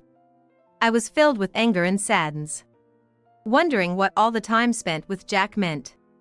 As I laid out the evidence of his cheating, Jack gradually lost his ability to argue back. Realizing the proof of his infidelity and the cold stares from everyone but Ashley, he resignedly agreed a divorce. Ashley, sensing she was at a disadvantage, perhaps wanting to escape a space with her disliked sister-in-law, urged Jack to leave. Let's get out of this family, Jack replied, trying to sound tough. Yeah, I don't need Katie anyway. As they attempted to flee with the kids, but they were unable to do so. Ashley's parents appeared at the door. What? Why are you two here? Ashley was surprised, and the kids joyfully ran to their grandparents. Ashley's parents looked tired but angry at her. I had found their contact information while searching for evidence of the affair and had informed them of Ashley's actions and the trip with my husband. They apologized and agreed to help me. You cheated again. You were divorced because of you, haven't you learned? Ashley's mother slapped her in the face. Ashley's father, amidst the chaos, was guiding the children outside, shielding them from the situation. What? An affair and divorce? Jack looked at Ashley, confused. Although Ashley had claimed her divorce was her husband's fault, the truth was different. Ashley had been unfaithful, and it turned out she had another child, making a total of 6. The oldest was from her marriage, so her ex-husband took custody, but the fathers of the other children were unknown. After the divorce, Ashley, with nowhere else to go, moved back in with her parents. Despite starting work to support their grandchildren, Ashley hadn't changed her ways. She continued to neglect her job, leading a frivolous life, resulting in more children. Occasionally, her simultaneous relationships with multiple partners led to complicated situations, burdening her parents. Frustrated, her parents were already quite stern with her, and Ashley, tired of their scolding, ended up imposing on me at my house. What? You've been seeing other people besides me? And the youngest isn't mine. Jack, apparently unaware of this, was shocked. The interaction between Jack and Ashley on his computer had started with a message from Ashley a year ago, seeking help. She was abandoned by her husband and is living a difficult life. She portrayed herself as a victim, abandoned by her husband and struggling. I never understood what Jack saw in Ashley, but her acting skills were certainly persuasive. Deceived by her act and the allure of an old flame, Jack eagerly replied and even made arrangements to meet her. This had happened about 8 months ago, when Jack told me he was going away on a business trip. Later, when Ashley claimed her youngest child was Jack's, he became even more supportive of her. Jack's transfer appeared to be influenced by Ashley's proximity and his desire to be near his supposed child. With no children between us, Jack seemed willing to defend Ashley to be with his own child. However, the timing of Jack's encounter with Ashley and the child's birth did not match. The period between their meeting and the pregnancy was too short for the child to be Jack's. If Jack had taken pregnancy and child-rearing seriously, he would have realized this sooner. I was astounded by Jack's gullibility. Upon realizing he had no children with Ashley, Jack fell into despair and sat down, overwhelmed. He had always wanted children quickly and was deeply affected by this revelation. Despite everything being exposed, Ashley still insisted she was the victim, desperately asserting her innocence. I'm the victim here. I just want to live a happy life, but because of the alimony, I can't do what I want. Her mother, unable to contain her anger, slapped Ashley, silencing her. The children, returning out of concern, calmly began to admonish their mother. Mom, you're the one at fault. You need to apologize properly. Ashley, caught off guard by her children's words, flushed with anger but was further reprimanded by her parents and finally broke down crying. Why do I have to suffer like this? She left, dragged away by her parents, still in tears. The children, full of energy, thanked us for taking care of them and returned home. I was moved by their transformation and admired their growth. Waving goodbye to the well-mannered children, I smiled. My crying husband was taken back to his parents' home by my brother-in-law and sister-in-law. Despite his resistance, my brother-in-law easily subdued and escorted him away. I was grateful to them for their reliable support.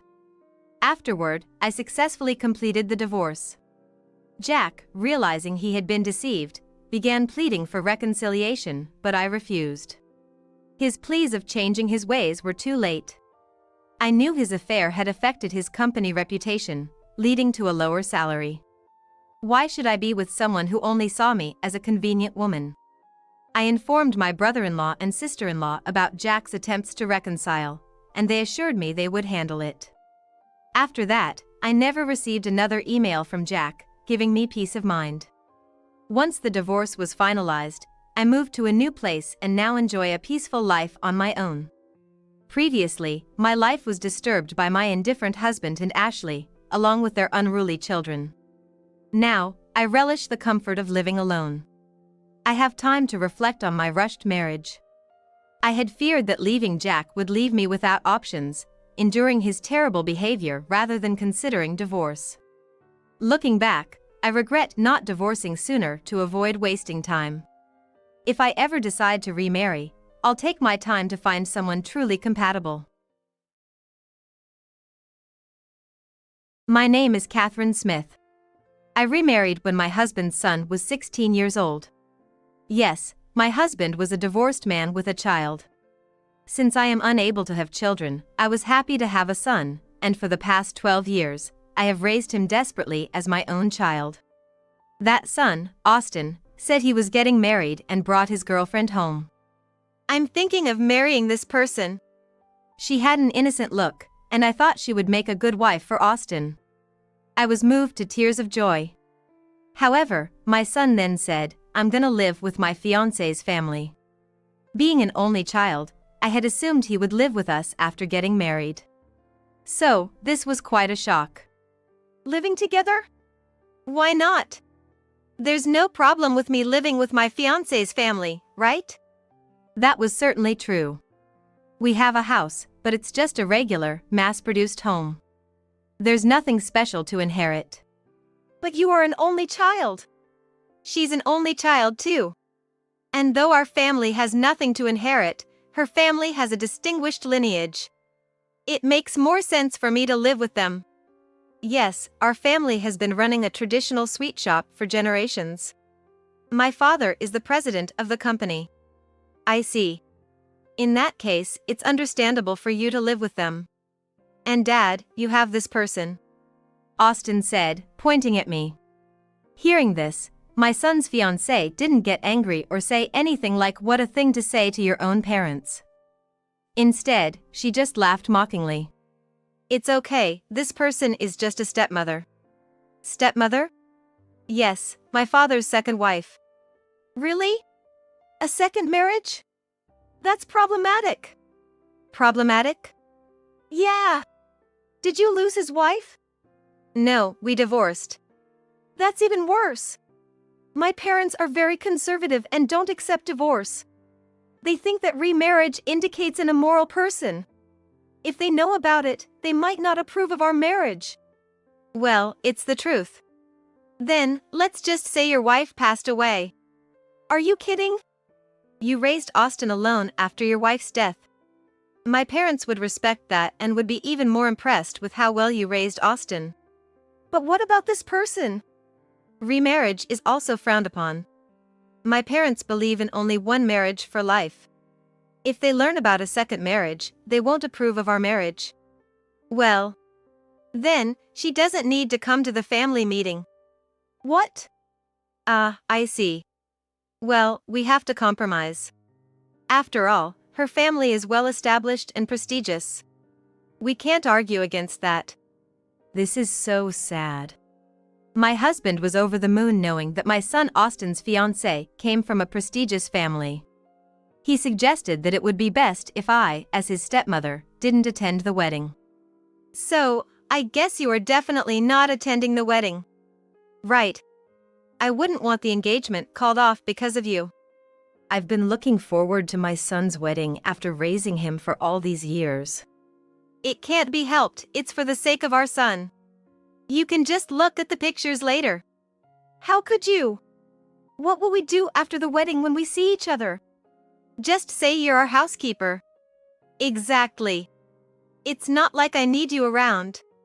Plus, we'll avoid any mother-in-law and daughter-in-law conflicts. I wouldn't do such a thing. You never know. Even you. Maybe we should just divorce, you know. Divorce? Yeah. If we're divorced, the lie becomes the truth. We needed you for cleaning and cooking until now, but with May around, we don't need you anymore. Hey, you might live with them, but what about me? I'll be alone in this house. Well, maybe we should really make her the housekeeper. I don't want her acting like a parent. That's true. That's just. How can you say such things? I endured everything for 12 years because I thought of him as my own child. But from my son's perspective, I was just someone to clean and cook. What was the point of my 12 years? Was it all just self-indulgence? So it's settled then. The stepmom won't come to the family meeting. We'll say you raised Austin alone after your wife passed away. That works, right? Yes, of course. Now I can marry May with peace of mind. Yes, I'm relieved too. It's good we found out the truth before the family meeting. Otherwise, the wedding might have been called off because of the stepmother. I definitely don't want a stepmother acting like a mother-in-law. How can people be like this? It can't be helped. If you were really a mother, you'd understand. It's for the happiness of our son. If you can't endure this, you're not fit to be a parent. Is that so? Is that how it is? I felt like everyone was against me. What was I for all these years? 12 years. Enough with the 12 years, 12 years. All right, thanks for the 12 years of service. The fake is no longer needed, so don't come to the family meeting. Of course. If you come and the engagement is broken, I'll resent you for the rest of my life. What? Rejected by everyone, I was left speechless by the shock. On the day of the family meeting, it was a dinner at a fancy restaurant. Told not to participate, I watched the proceedings from a distance. So, your wife passed away early, and you raised your child alone. That must have been tough. As planned, my husband was playing the role of a grieving widower, whose wife had passed away before him. Yes, well, there were various things, but he managed to grow up somehow. Is that so? As the conversation about my husband being a hard-working man continued, a gaudy woman, resembling a bar owner, approached the table. Austin, long time no see. You've grown so big and respectable. She looked quite flashy. As she suddenly appeared, May's family was taken aback, while my husband and son, recognizing her as their ex-wife and real mother, remained silent. Who might you be? I'm this kid's real mother, call me Christy. With that, Christy took a seat and called over a waiter. Hey, add another place here. The waiter brought the food. The food here is really good. Nice choice of restaurant. As expected. What is this all about? I heard today was my son's family meeting. Since a stepmother wouldn't do, his real mother, came. Stepmother? What do you mean? My husband and Austin shrank, unable to speak. Christy took over the conversation. No, this must be some mistake. You're at the wrong table. This is extremely rude, please leave at once. What are you trying to act all important for? I won't let you forget your ex-wife. I don't know you. I'm his ex-wife and this child's mother. But just a moment ago. No, don't listen to her. I divorced him when this kid was little. I wanted to take him with me, but his parents were so insistent. They said to leave the child, so I left him, crying. It was tough. Oh, but the divorce wasn't because of a mother-in-law issue, by the way. We were told that his mother had passed away. Yes, my wife passed away. That's right, she's a complete stranger. I don't know you. Please leave, today is an important day. Get up and leave, old lady. Hey, Austin. Calling her an old lady? Sorry, I'm shocked he turned out so rude. Are you really his mother? Of course. Then, about her being dead. It's all pretense. They probably thought it sounded better than admitting to a divorce. How ridiculous. That's the kind of ridiculous thing they would do. By the way, did you cure your gambling addiction?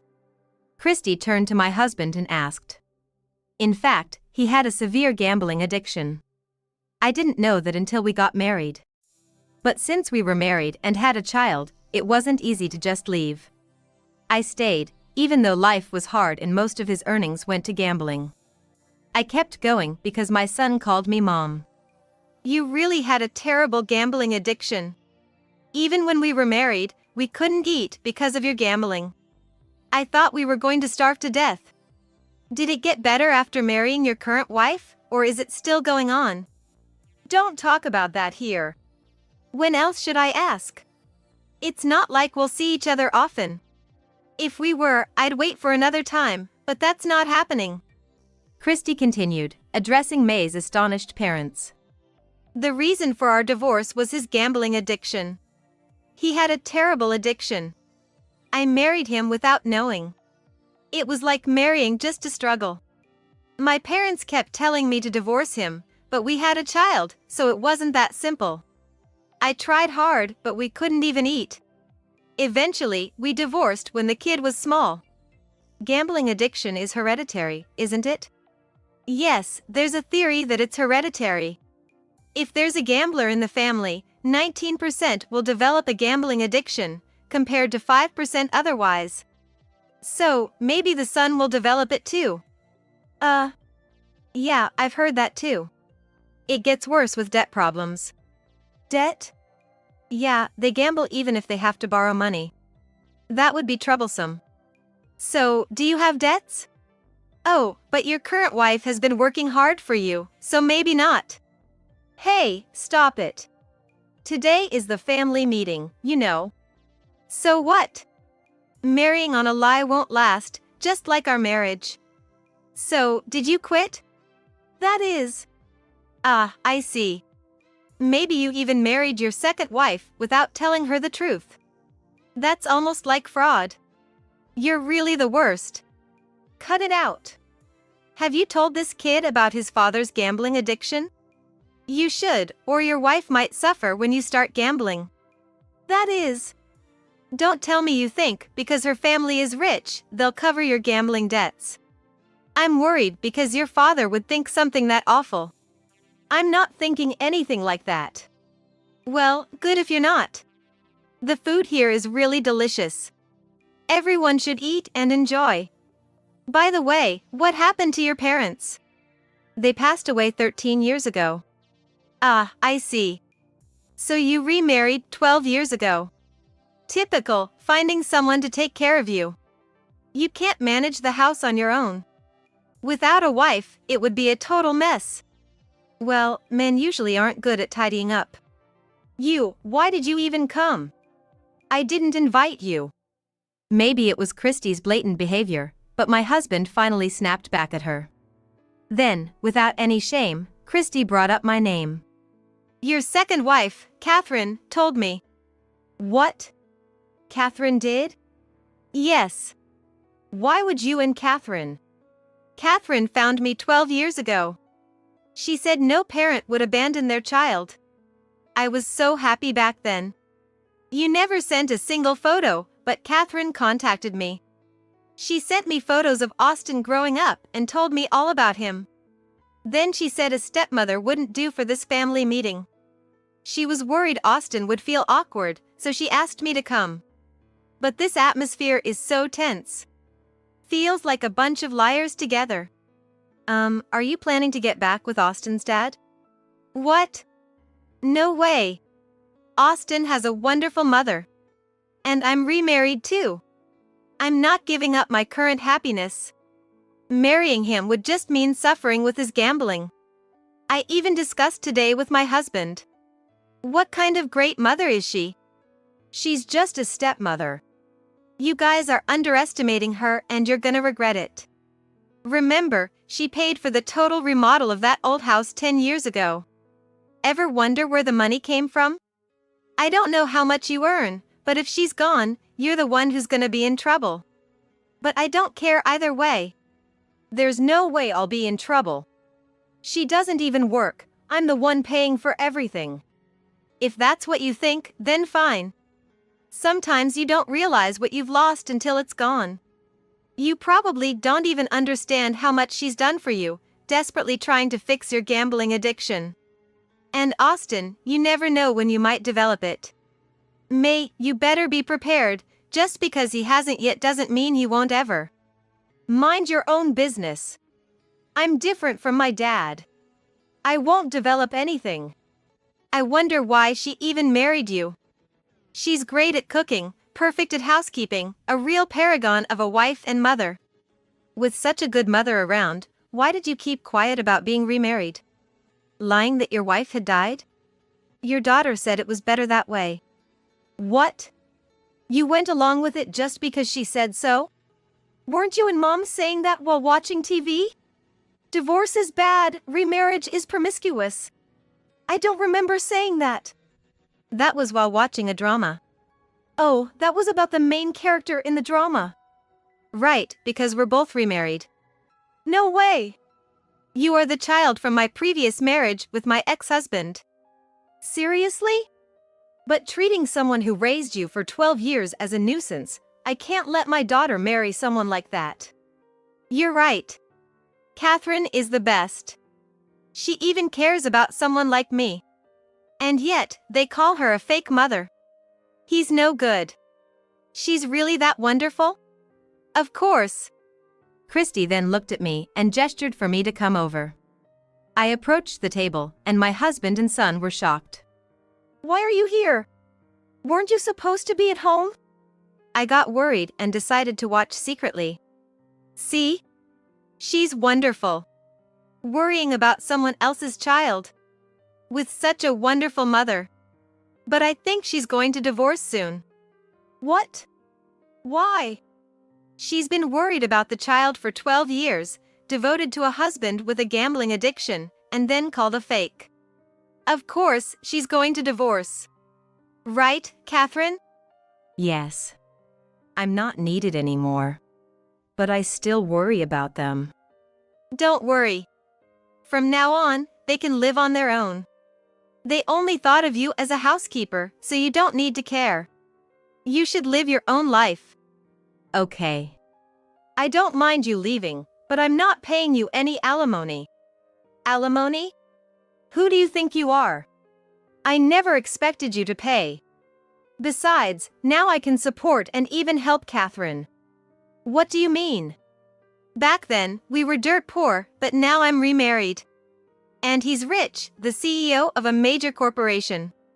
No way. I'm not lying. Which company? ABC Corporation, ever heard of it? ABC, isn't that a top name in the hotel industry? Yes. My husband is the CEO. So, I can support Catherine no matter what. And I'm the vice president. The vice president of that company, that's a big deal. Maybe. But that's not important. So, Catherine, if you ever need anything, just let me know. But not you guys. Christy said that to my husband. Don't even ask for help. Be independent. Then, Christy pulled out divorce papers. Strike while the iron is hot, right? Here's the divorce form. Sign it quickly. I'll witness it. You don't want to drag this out. Catherine's too kind. It's okay. I was planning to leave today anyway. I signed the divorce form. Now it's your turn. No need to think about it. You wanted to turn her into a housekeeper, after all. Of course. I have no lingering feelings for such a woman. My husband quickly signed the divorce papers, perhaps out of pride. May's parents were clearly shocked to see him sign without any hesitation. They then announced, "We must decline this marriage proposal." After returning home, I packed my belongings without anyone stopping me and left the house. Christy was waiting outside and drove me to my new residence. I'm not sure if you'll like it, but I've arranged a new place for you. You can pay the rent when you're able to afford it. After all, it's our property. Later, my ex-husband and former son contacted me, angrily blaming me for the broken engagement. It's your fault the engagement was called off.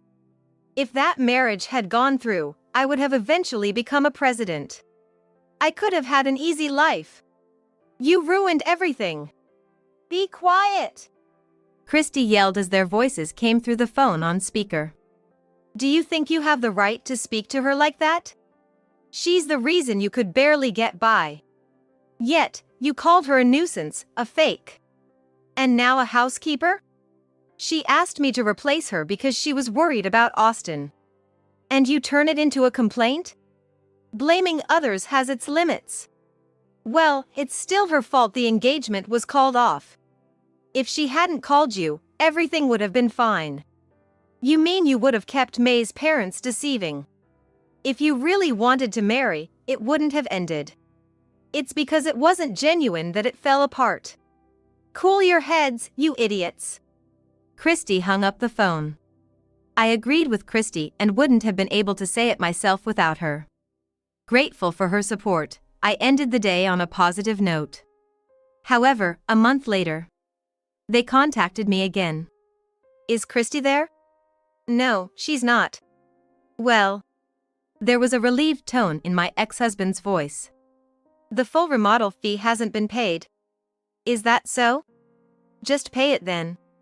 I'm no longer involved, so please don't contact me about it. Can I afford it with my salary? If you quit gambling, maybe. That's impossible. You know that as well as I do. Yes, but it's no longer my concern. How did you manage before? I supplemented it with my income. In fact, I paid for the remodel and living expenses. How can that be? You weren't working. You just didn't know, but I was working too. What were you doing? I was doing handmade crafts. All your income went to gambling. So, without you, I can't manage? You could if you stopped gambling. I can't stop, as I've told you. So, you have no intention to overcome your gambling addiction? I want to, but it's impossible. I can't go a day without it.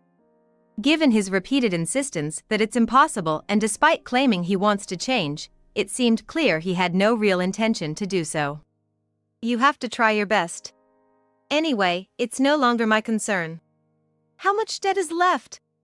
Well, it will be cleared in about 17 years. 17 years? That's impossible. Please, help me. I don't have that kind of money. Please send me some. I'm a stranger now, and wasn't I just a fake mother to your son? I can't help you. You need to handle it yourself. Please, I'm begging you. I can't even afford food. My ex-husband was pleading, trying to extract money from me. But after that phone call, Christy and I agreed that being firm was the best way to help him. If I coddled him, he would never change. I firmly cut off my ex-husband's pleading and ended the call. 6 months later, I heard that my ex-husband, who somehow managed to maintain his lifestyle, ultimately couldn't stop gambling and had to let go of the house. Austin, seeing his father so consumed by gambling, developed a gambling addiction himself. The two of them got deeply hooked on gambling, frequently visiting casino, ostensibly to increase their living expenses. This only worsened my ex-husband's gambling addiction, and he finally quit his job. Consequently, they couldn't even afford the basic living expenses. Despite living in a cheap apartment, their inability to pay rent due to gambling led them to become homeless, resorting to hotels.